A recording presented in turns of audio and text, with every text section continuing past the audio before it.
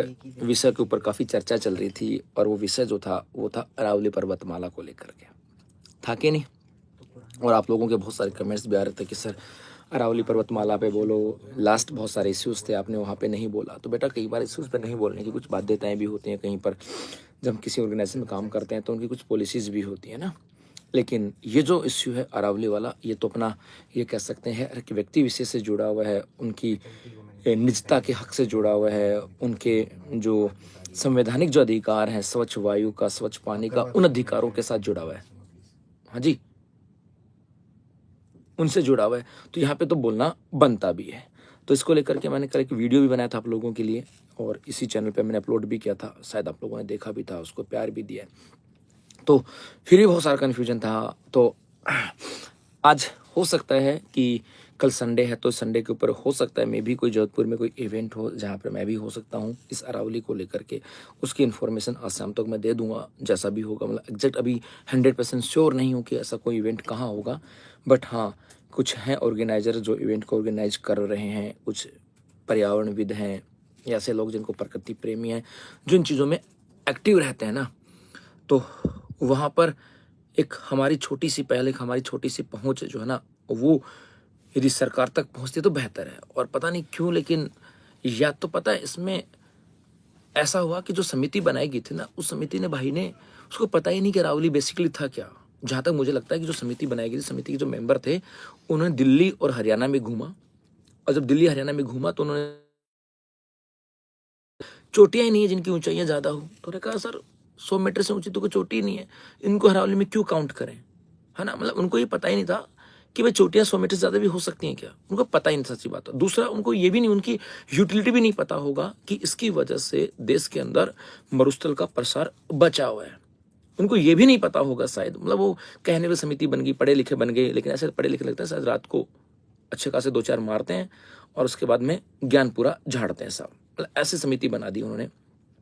तो उनको ये भी नहीं, इसकी यूटिलिटी नहीं पता होगा। मतलब इस बंद कमरे में एसी में बैठते होंगे, उनको ये भी नहीं पता होगा कि गर्मी क्या होती है, सर्दी क्या होती है। मतलब ठीक है, जैसे कई बार डिसीजन आता था ना कि भाई बंद कमरे में बैठ के डिसीजन आता, ऐसा डिसीजन था कि भाई मरुस्थल बचा है। उनको ये भी नहीं यूटिलिटी पता होगा। शायद कभी उन्होंने राष्ट्रीय आपदा जो प्राधिकरण है उसके वेबसाइट पे जाकर के जो अर्थक्वेक जोन है उसका एरिया नहीं देखा होगा, क्योंकि एरिया देखते तो समझ में आता कि वेस्टर्न जो इंडिया है, थार का मरुस्थल, ये भूगर्भिक दृष्टि से कमजोर है। यहाँ पर भूगर्भिक हलचल होती रहते हैं और उसको जो स्ट्रेंथ है, उसको मजबूती देने का काम जो है वो अरावली पर्वतमाला का। तो उन्हें पढ़ा ही नहीं होगा ना, उन्हें पता होगा कि यहाँ पे बहुत सारे रिजर्व क्षेत्र हैं, यहाँ पे बहुत सारी प्रजातियां हैं जो ऑलरेडी पहले से ही रेड डाटा बुक में शामिल है ना। तो मतलब ऐसे बहुत सारी चीज़ें थी। उनको ये भी नहीं पता होगा कि शायद जो अरब सागर की शाखाएं जो आती हैं वो उनसे टकरा करके और बारिश होती हैं।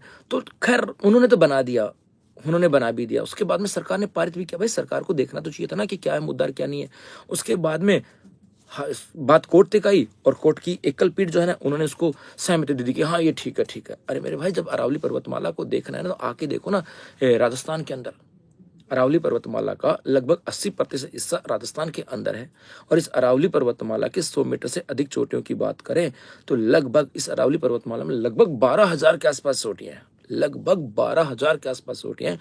और जैसे ये डेफिनेशन आई कि 500 मीटर की दूरी और 100 मीटर से कम ऊंचाई, 11,000 जो चोटियां हैं वो बाहर हो गई है।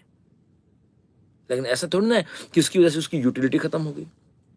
आपको बेचना था तो ऐसे ही कह देते, सरकार आती और ऐसे ही कह देते कि भाई हमें अरावली को बेचना है, बेच देंगे। ये बेचना ही तो है। सरकार सीधा कह देती कि भैया हमें किसानों को कुछ नहीं मतलब, बाहर में जाए किसान मरे कुटे कुछ भी हो। एक ढंडा न्योली वाला गाना सुना था क्या, कि कर्जा इतना चढ़ गया कि भाई साहब दर्जी से भी मामला बिगड़ा हुआ है, मरुस्थलीकरण बढ़ेगा, खेती बिगड़ जाएगी। उनको क्या मतलब है, नेता है वो तो और चोरी चकारी कर ही लेंगे।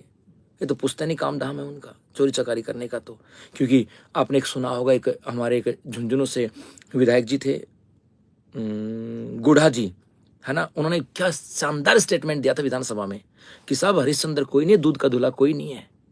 और यदि ये विधानसभा चाले ना कि भ्रष्टाचार नहीं होगा तो नहीं होगा। मतलब ऐसे लोग, दिलेर लोग तो हैं दुनिया के अंदर, गुढ़ा जैसे, राजेंद्र गुढ़ा जी, ऐसे दिलेर लोग तो हैं जो स्वीकार तो करते हैं कि साहब भ्रष्टाचार इसी संसद से और इसी विधानसभा से स्टार्ट होता है।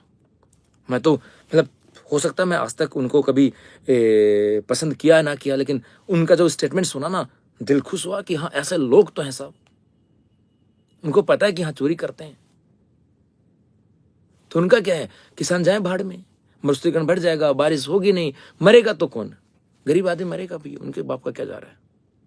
पहले से भी गरीब थे और भी हो जाएंगे गरीब, उनका काम लूटना है, लूटते रहेंगे। फिर जैसे कोई नीचे जाएगी सरकार, फिर नई पॉलिसी लेकर के आएगी, नई योजना लेकर के आएगी, वहां भी घपला। बस सीधा सा है कि पहले अरावली को बेच करके खनन माफिया जो उनसे पैसे कमा लो, उसके बाद में वापस अरावली के संरक्षण के लिए नई योजना बना करके नया फंड दे दो और नया कमा लो। कहानी ये है।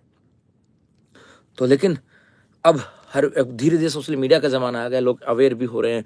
अब तो समझ में भी आ रही है सरकारों के भी कि हाँ डिसीजन, अब जो डिसीजन लेते हो ना वो सही है कि गलत है। तो मतलब राजेंद्र राठौड़ जी का मैं फैन हो गया, नहीं राजेंद्र गुडा जी वैसा फैन हो गया उनका। ढांडा न्योलीवाला का जो गाना सुन करके दिल खुश हुआ कि हाँ हो सकता है कोई 2-4 लाइनों से किसी को ऐतराज हो, लेकिन सब लाइनों से ऐतराज नहीं हो सकता। सब जिसमें मैक्सिमम 90% लाइनें जो ना वो समाज की हकीकत को दर्शा रही थी। खैर जो भी मुद्दा है ये तो यूं चलता रहेगा, क्योंकि ये तो पॉलिटिशियन है सब, नेता है। नेताओं की कहानी तो आपको पता ही है। लेकिन हम हर एक व्यक्ति को पहल करनी होगी इस अरावली के संरक्षण के लिए। हर एक व्यक्ति को आना ही होगा, क्योंकि इसकी उपयोगिता उन जनजातियों से पूछो जिनका निवास और जिनका आर्थिक क्रिया इसी अरावली से चलती हैं। बहुत सारी जनजातियां हैं जो अरावली को अपनी माता के समान पूजते हैं, उन्हीं में रहते हैं और उन्हीं की आर्थिक क्रियाओं के साथ उनका आजीविका चल रही है। उनका क्या होगा? रेबारी रायका से पूछो जो पशुचारण इस अरावली क्षेत्र में करते हैं, उनका क्या होगा? खैर क्या होगा? इसकी पड़ी किसको है? इसकी पड़ी है आपको या हमको? सरकार को नहीं पड़ी भैया, चाहे सरकार किसी की भी हो। और कई बार तो सरकार जब उनको लगता ना कि हम पावर में हैं तो मोनोपोली करना प्रारंभ कर देती है, और शायद वही दौर, मोनोपोली वाला दौर इस देश में अब आ चुका है। पहले जो मेरा नजरिया था शायद धीरे धीरे वो नजरिया भी बदल रहा है, क्योंकि समय के साथ जब परिस्थितियां बदलती हैं तो व्यक्ति का नजरिया बदलता है।